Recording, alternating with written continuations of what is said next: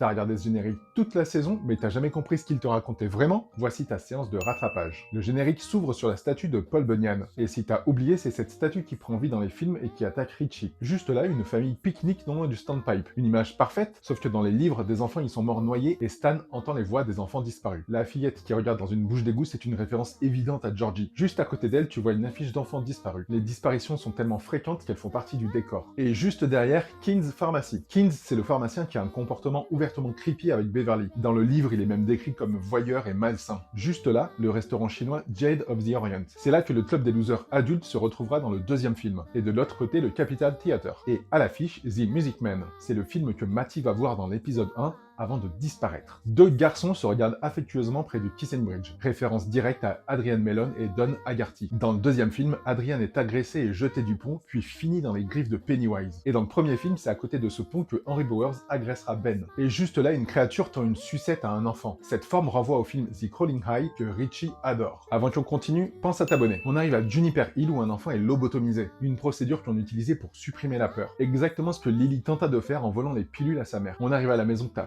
forcément reconnue, celle de Nable Street, c'est l'entrée directe du repère de Pennywise. L'image de la bombe est projetée par Pennywise lui-même, alors que dans la saison on a vu que l'armée cherchait aussi à le contrôler. C'est la même logique des deux côtés, utiliser la peur pour arriver à ses fins. On arrive à la scène du massacre du gang Bradley, et cette voiture c'est celle que l'armée a déterrée dans l'épisode 2. Et juste là, on voit le nom Bowers. Même famille, plusieurs générations, mais la violence en héritage. Ensuite, l'explosion du Kitchener's Ironwork en 1908. Dans le film, à la bibliothèque, Ben avait trouvé un article relatant ce drame où 88 enfants avaient disparu. Maintenant tu sais tout. Le générique se referme sur le nom de la ville. Tous ces traumatismes forment littéralement des riz.